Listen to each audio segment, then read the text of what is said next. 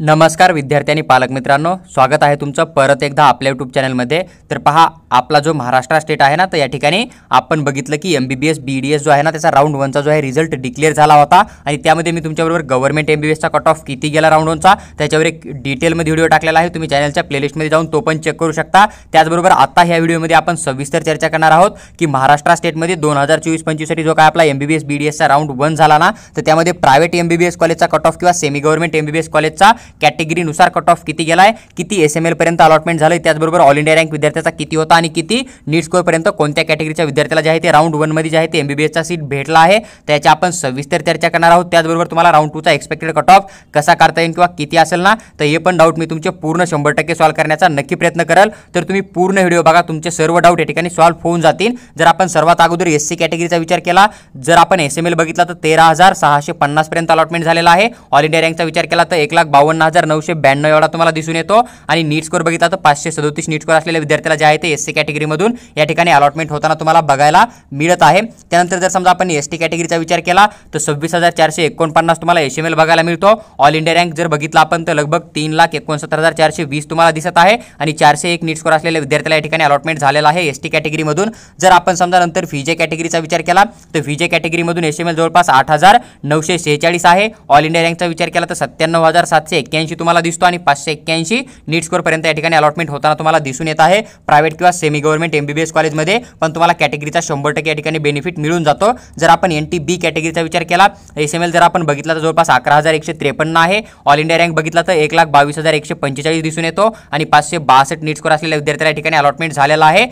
त्यानंतर जर समजा आपण विचार केला पुढची कॅटेगरी जी की आपली NTC कॅटेगरी येते तर जवळपास 6,823 आपल्याला या ठिकाणी SML नंबर बघायला भेटतो। जर आपण ऑल इंडिया रँकचा विचार केला तर 76,237 एवढा आहे आणि 600 नीट स्कोर पर्यंत या ठिकाणी अलॉटमेंट झालेला तुम्हाला दिसत आहे NTC मधून। ही पण गोष्ट तुम्ही लक्षात घेऊ शकता आणि जो नीट स्कोर आहे ना तो आम्ही ऑल इंडिया रँक नुसार काढलेला आहे, त्यामुळे याच्यात थोडा बहुत चेंज पण तुम्हाला दिसून येऊ शकतो। जर आपण समजा NTD कॅटेगरीचा विचार केला, जर आपण या ठिकाणी SML बघितला तर जवळपास 6,678 आहे। ऑल इंडिया रँकचा विचार केला तर 74,759 बघायला मिळतो आणि 602 नीट स्कोर पर्यंत जे आहे ते या ठिकाणी अलॉटमेंट होताना तुम्हाला NTD कॅटेगरीमधून दिसून येत आहे। त्याच्यानंतर जर समजा आपण OBC कॅटेगरीचा विचार केला तर 6,697 SML आहे, 74,926 तुम्हाला या ठिकाणी ऑल इंडिया रँक बघायला मिळतो आणि 602 नीट स्कोर पर्यंत जे आहे ते तुम्हाला अलॉटमेंट होताना दिसत आहे OBC कॅटेगरीमधून। नंतर जर आपण पुढची कॅटेगरी जी की आपली EWS कॅटेगरी बघितली तर EWS कॅटेगरीच्या कुठल्याही प्रकारे सीट अलॉटमेंटसाठी प्रायव्हेट कॉलेजमध्ये किंवा सेमी गव्हर्नमेंट कॉलेजमध्ये रिझर्वेशन नसतं। तुम्हाला सीट अलॉटमेंट जे आहे ते ओपन कॅटेगरी किंवा जनरल कॅटेगरीच्या कोट्यामधून केलं जातं।